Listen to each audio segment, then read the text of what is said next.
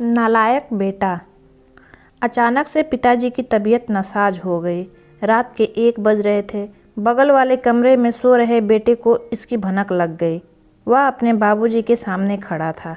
बाबूजी ने उसकी तरफ देखते हुए कहा, इस तरह बेवकूफ़ों की तरह क्या देख रहे हो नालायक? मुझे जल्दी से अस्पताल ले चलो। माँ रोए जा रही थी। बेटे ने सोचा, इतनी रात ड्राइवर को बुलाऊं तो बहुत देर हो जाएगी। उसने झट से बाबूजी को कंधे का सहारा देकर कार में ले जाकर बिठाया और जल्दी से अस्पताल की ओर चल पड़ा। बाबूजी एक तरफ दर्द से कराह रहे थे तो दूसरी तरफ बेटे को डांटे जा रहे थे। कहीं ठोक मत दियो नालायक, गधा कहीं का, कोई काम ठीक से नहीं कर। नालायक बेटा बोला, आप ज़्यादा बात मत कीजिए बाबूजी, हम जल्द ही अस्पताल पहुंचने वाले हैं। अस्पताल पहुंचकर उसने भागते हुए डॉक्टर को बुलाया और डॉक्टर के कमरे के बाहर बेसब्री से चहलकदमी करने लगाया। नालायक, गधा, बेवकूफ़, आलसी, मंदबुद्धि, पता नहीं और क्या क्या, ऐसे शब्द वह बचपन से ही सुनते आया था। कहीं न कहीं उसका खुद का मन भी मान चुका था कि वह सच में ही नालायक है। तभी तो उसके जन्मदाता भी उसे इसी नाम से बुलाते हैं। स्कूल के टाइम से ही घर के सभी लोग उसे नालायक ही बुलाते थे। वह एग्ज़ाम में भी बहुत बार फेल हुआ था। यह नालायक तो चपरासी बनने के काबिल भी नहीं है। इस मंदबुद्धि की शादी भी नहीं होगी।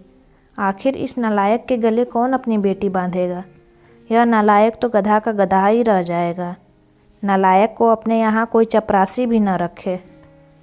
कोई बेवकूफ़ ही इस नालायक को अपनी बेटी देगा। शादी होने के बाद लोगों को कहते सुन गया कि उस बेचारी के भाग फूटे जो इस नालायक से शादी हो गई। बस एक माँ ही थी जो उस बेचारी को उसके नाम से बुलाती थी। अगर आज उसके बाबूजी को कुछ हो गया तो शायद माँ भी उसे इसी नाम से बुलाएगी। मन में इस तरह के विचारों ने उसे झकझोर दिया और वह अस्पताल में बने मंदिर में प्रार्थना में लीन हो गया। वह उसके दुआओं का असर था या फिर मर्ज ही साधारण था कि डॉक्टर ने सुबह में उसे बाबूजी को घर ले जाने की इजाज़त दे दी। जैसे ही घर लौटा और बाबूजी को उनके कमरे में छोड़ वापस मुड़ा, बाबूजी की तेज़ आवाज़ आई, मुझे छोड़ नालायक, तुझे क्या लगा बुढ़ा अब अस्पताल से नहीं लौटेगा? यह सुन वह कुछ देर ठिठका और फिर सिर झुकाए कमरे से बाहर आ गया। लेकिन माँ से रहा नहीं गया। उन्होंने कहा, इतना सब कुछ करता है आपके लिए, फिर भी दिन भर आप उसे नालायक कहते रहते हैं। अवधेश और महेश दोनों आपकी अपनी बीवी के साथ सो रहे हैं। उनको तो यह अभी नहीं पता कि रात को क्या हुआ था। यह तो भनक पाते ही आ गया और किसी को मदद के लिए बुलाया भी नहीं। भगवान ना करे अगर आपको कुछ हो जाता तो वह भी आपका ही बेटा है। फिर भी पता नहीं क्यों आप उसको हरदम कोसते रहते हैं, डांटते और फटकारते रहते हैं। नया देखते हैं कौन बड़ा या छोटा उसके पास है, जो मुंह में आता है उसे सुनाते रहते हैं। बाबूजी ने उनकी तरफ आश्चर्य भरी नज़रों से देखा। माँ रोए जा रही थी और बोली जा रही थी, आप ही बताइए क्या कमी है मेरे इस बेटे में? हाँ, पढ़ाई में थोड़ा कमज़ोर ज़रूर था, तो क्या सभी एक जैसे होशियार होते हैं क्या? वह अपनी मेहनत के बल पर अपना परिवार, हम दोनों को घर मकान, खेती बाड़ी, कर कुटुंब सबको सही तरीके से संभाल रहा है कि नहीं? जिन 2 बेटों को आप बहुत लायक और बुद्धिमान मानते हैं, वह अपनी बीवी बच्चों, सास ससुर और दोस्तों पर ज़्यादा ध्यान रखते हैं। कभी आपकी हालचाल भी पूछते हैं? और एक आप हैं कि जो कर रहा है उसको ही दिन भर नालायक बुलाते रहते हैं। बोले, अरे पगली, तुम कभी भी मुझे समझ नहीं सकी। तुमने केवल मेरी बातों पर ध्यान दिया है। क्या तुम्हें नहीं लगता कि एक श्रवण कुमार जैसे बेटा को दिन भर नालायक और गधा बुलाने का मुझे दुख नहीं होता? उसे गले न लगा पाने का कष्ट हमें नहीं होता? आस पड़ोस के लोगों के बीच में मैं अपने बेटे को उल्टा सुनाता रहता हूँ, लेकिन मेरा बेटा है कि पलट के जवाब देना तो दूर, सिर उठाकर मेरी तरफ देखता भी नहीं है।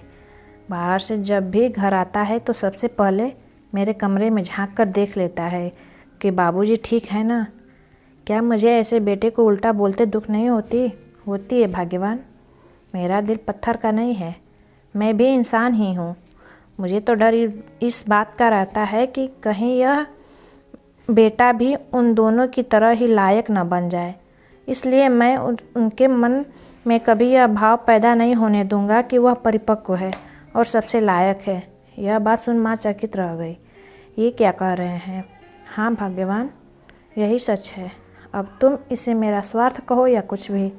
इतना कहते कहते बाबूजी ने अपनी पत्नी के आगे हाथ जोड़ दिए और माफ़ी मांगने लगे।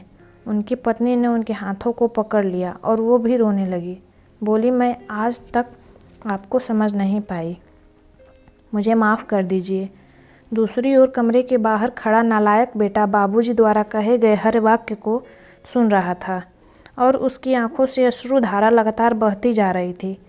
उसका जी कर रहा था कि दौड़कर बाबूजी के गले से लिपट जाऊं और रोऊं, लेकिन शायद बाबूजी झेंप जाते। वह आंसू पोंछते हुए अपने कमरे की तरफ बढ़ने लगा। तभी उसकी कानों में बाबूजी की आवाज़ टकराई, अरे नालायक, मेरी दवाई कहाँ रख दी?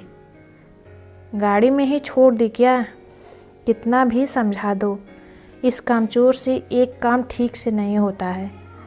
नालायक बेटा अस्पताल वाले थैले से बाबूजी की दवा लेकर उनके कमरे की तरफ आंसू पोंछते हुए दौड़ा। उम्मीद है आपको यह कहानी पसंद आई होगी। अगर कहानी पसंद आई है तो कहानी को लाइक करिए, शेयर करिए और हमारे चैनल को सब्सक्राइब करिए। Thank you.